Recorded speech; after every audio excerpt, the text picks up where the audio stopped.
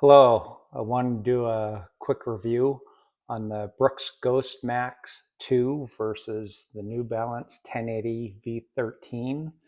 Um, these are two very comfortable shoes, but they are quite different. The Ghost Max 2 is a little bit more of a substantial feeling and heavier shoe than the New Balance 1080 V13. The stack height is higher. It's a little bit heavier than the New Balance 1080 V13, but it feels very good on your feet. So does the New Balance 1080 V13. There's two big differences in the shoe that I'll get to later. Um, the softer feeling midsole will definitely be the 1080 New Balance V13s over the Brooks Ghost Max 2. This is a DNA Loft version 3 midsole, and it's a little bit more dense. This is more of a memory foam feel on the 1080 V13. It's more of a memory foam mattress feel, um, where the Brooks Ghost Max is more of a dense feel, but it has a little bit more, I would say, bounce back. I think the star of the Brooks Ghost Max, though, is the rocker. Both of these shoes have a little bit of a rocker, but I definitely feel the forefoot rocker in the Brooks Ghost Max 2 more. And like I said, if there was a star of the shoe of the Brooks Ghost Max, I think it's that front rocker. It does, when you're walking or jogging, sort of propel you a little bit on your forefoot or on your toes, which feels good. When you're wearing both shoes, this one definitely feels like it's higher up. You're feeling higher up in it, and it's a little heavier. So you feel this on your foot a little bit more. It's a little bit more substantial. This one disappears a little bit more. But like I said, I'll get to the differences in a little bit.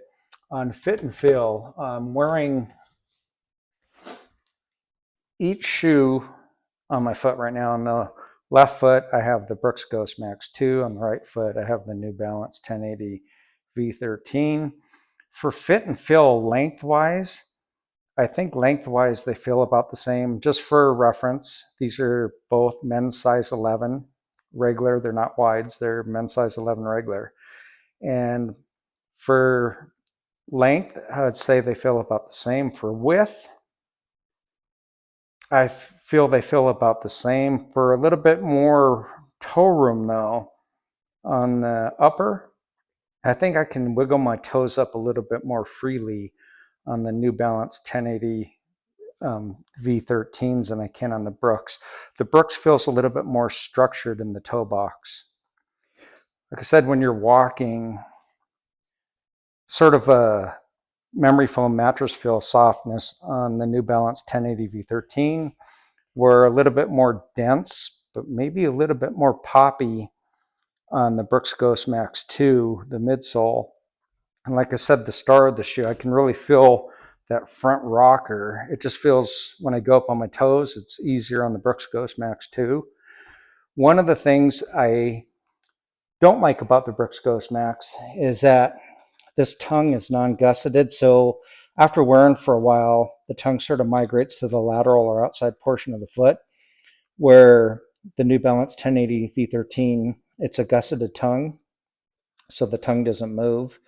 I wish Brooks would have gusseted the medial or inside of the tongue just on one side, and that would keep the tongue from moving over to the lateral portion or outside portion of the foot, and it still would keep the shoe from keep it easy putting on if they only put a gusset on one side. So hopefully when they do the Brooks Ghost Max 3, there'll be a gusset on the medial or inside of the tongue, and that will keep the tongue from moving. It doesn't affect the performance of the shoe at all. It's just more aesthetics, but it bothers me when I'm having to straighten the tongue because I don't like how it looks when it does that. For stability, this is the big issue of these two shoes. Even though the Brooks Ghost Max, you feel higher up in it. The stack height's higher. It's a little heavier of a shoe, and you feel it on your foot more than you do the New Balance 1080 V13. I feel the Brooks Ghost Max feels more stable on my foot, even with that front rocker. One of the things I can do here is when I just rotate my ankle outside or laterally, it moves very easily on the New Balance.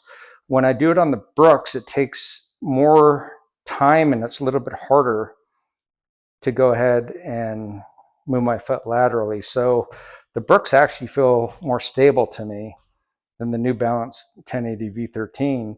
And if you're doing workouts that have a lot of lateral movement, as you can see that, the foot, you got to be careful. It wants to rotate outward where you can, twist your ankle. On the Brooks, I'm even doing it with more force. As you can see this, when I'm doing lateral workouts, like high intensity workouts where I'm doing jumping lunges, burpees, skiers, side to side, high knees, stuff like that. Putting a lot of force in that right now. And you can see the shoe, it's actually really stable. I'll try to do the same amount of force on the New Balance. And see with the New Balance, it wants to rotate outward more. So the big difference in these two shoes, other than the stack height and a little heavier for the Ghost Max 2, is the Ghost Max 2, even though it's a more substantial shoe, it feels more stable on my foot for my needs, especially for lateral movement, where the New Balance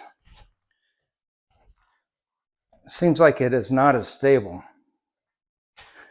I mean, for wearing all day, I've worn these shoes all day and they don't hurt my feet. They both feel good. The memory foam softness of the New Balance 1080 V13 feels really good on your foot. Brooks's midsole, like I said, a little bit firmer. The DNA Loft midsole they have, it's not as soft as the New Balance 1080 V13, but it has a little bit of a pop to it.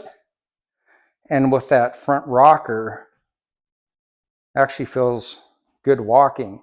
So two totally different feels in the shoe, both very comfortable for wearing on your feet all day, putting them on at 7 or 8 a.m. in the morning, going about all your daily chores and business, doing a workout later, and then taking them off at 10 p.m. at night. Feet don't hurt them both, but the big difference here, more lateral, a lot more lateral stability in the Brooks compared to not as much lateral stability in the New Balance version 1080 V13. So if you're looking for a shoe that you want to wear all day and be comfortable, both would do the trick.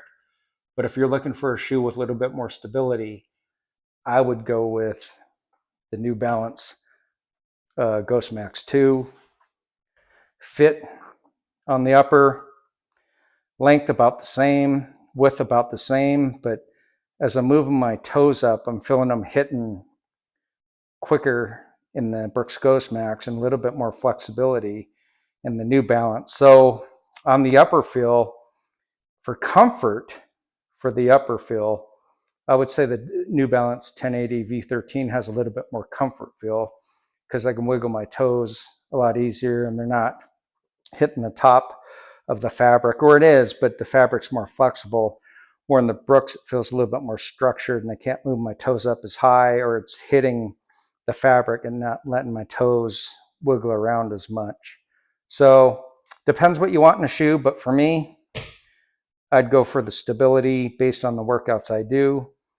Both very comfortable shoes, but Brooks Ghost Max 2, you win this for me. Hope you found some value in this. Have a good day.